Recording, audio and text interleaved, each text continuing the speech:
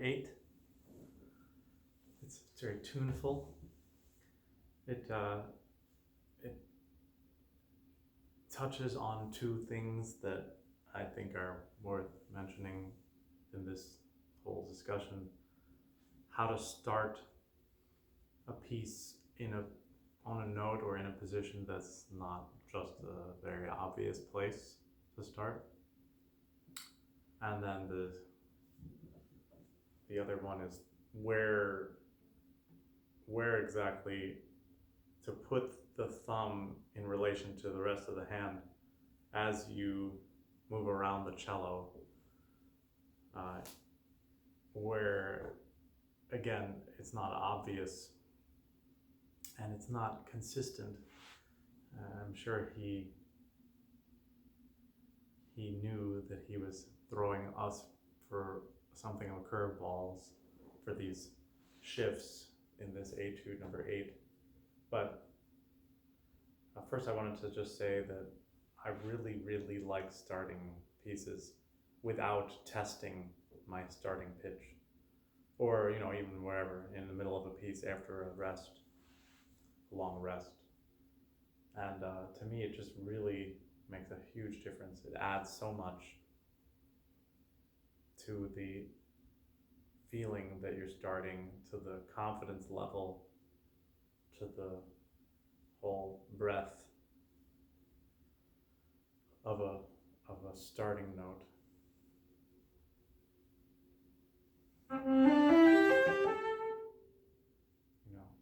The left hand isn't playing the cello, right? The bow is the one that's playing the cello. And so I don't want it to become all about my left hand if it doesn't have to.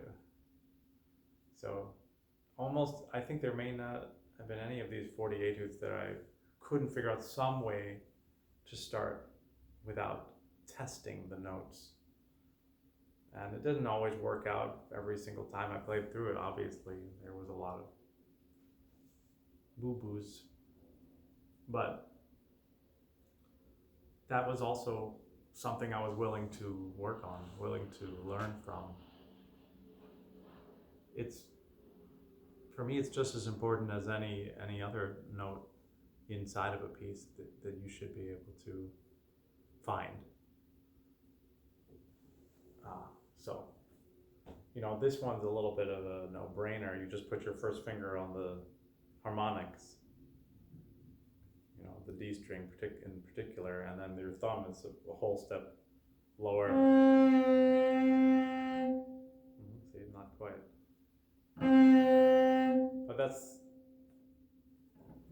the more sense of locale you can get, then the more likely it is that you'll find the note you want.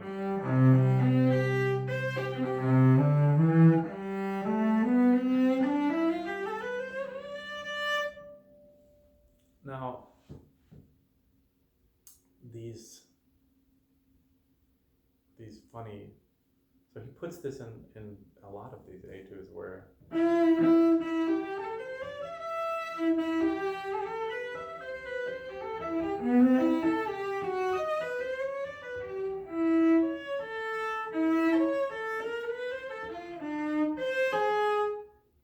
so you have to know how far you're going from one point to the next.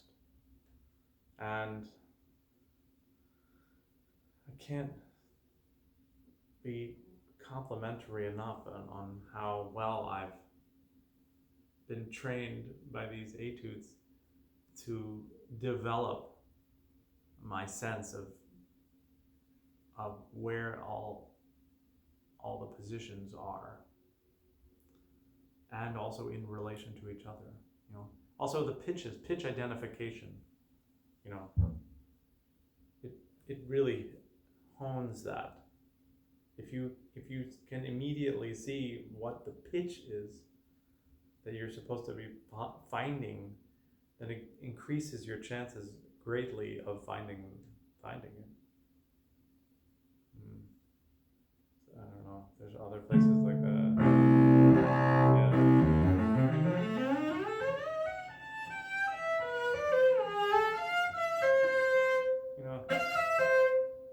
whole. It's a major third from the E to the C. No, it's a minor third. No, major third. That one's easier. It's a harmonic.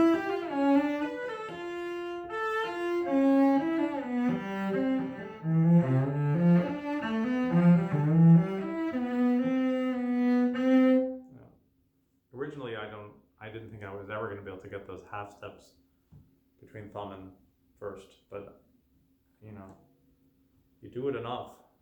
You have reason to do it, which meaning that there isn't really a better way, isn't it? You're not going to find an alternate fingering to perform the whole etude in. So you just need to develop that. And maybe I've given my thumb too many ways out over my lifetime. You know, it's a bit weak, and the skin is a bit too sensitive there, but you can't really just escape it all. If you want to get the honor of playing a proper etude set. It is an honor. Anyway, I like this one, it's pretty.